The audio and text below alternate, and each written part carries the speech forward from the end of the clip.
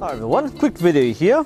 This is going to cover a topic which to many archers, especially people who shoot thumb draw or Asiatic archery, is really simple, but it's actually one of the most common misconceptions we have about Asiatic bows or horse bows. And the question is, how do you string one? And the reason why I ask this, and you probably see where I'm coming from, is many people, or some people, who buy their first horse bow, the first Asiatic bow, get something like this. And they think, well, how do I string this? Well, obviously, like this, right? It goes that way. And they'll try really hard to string it. I'm not going to do it because you probably go, no, you don't do that. And actually you don't, you're right.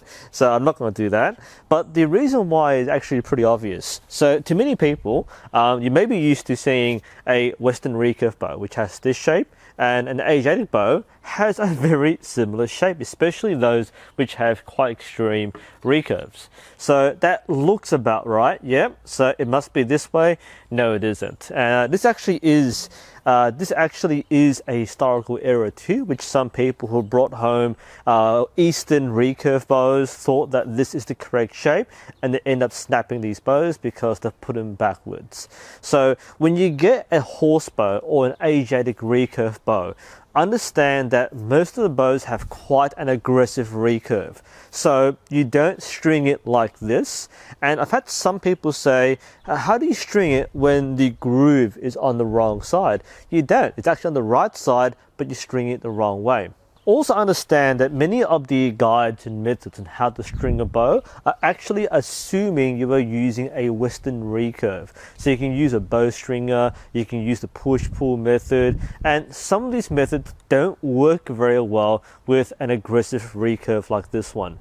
So the way to string these bows is to use a step-through method. Now historically there are many different methods. Some are kneeling down, some will push it against a wall, some use a stringer, some can be done on horseback. So remember that the bows will have a very significant bend, unlike many Western recurves. So you have the string on the notch of the bottom tip.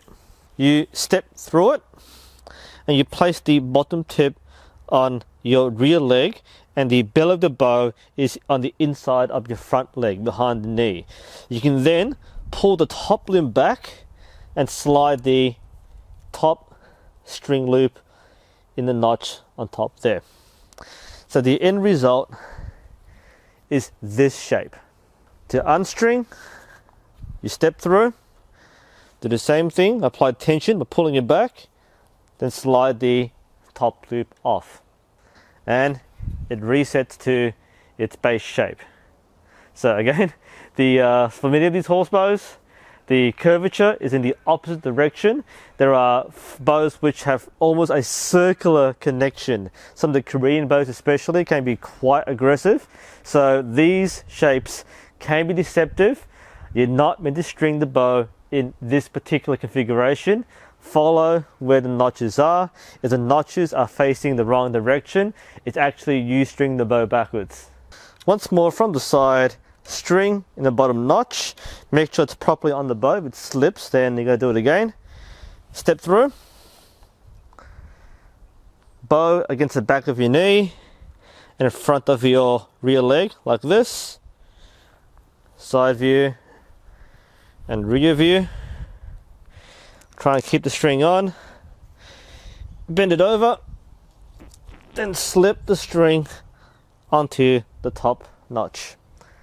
So that's how you string a horse bow. Do bear in mind that the heavier draw weights do take a bit more effort to bring across. It will feel quite aggressive. You might feel you're breaking it. It's actually the proper string a bow. Don't worry, you're not breaking it. That's simply you putting tension on the bow. Remember, if you're buying a horse bow or Asiatic bow, it will probably look something like this when you string it. If you're not sure, take a careful look at the picture of the site you bought it from. That will probably show you which way it's meant to look. If you're still not sure, pay attention to which side the notches are on. Anyway, it's one of those things you take for granted. Hope that helps and clears things up. I'm NUSensei. Thank you for watching, and hopefully I'll see you next time.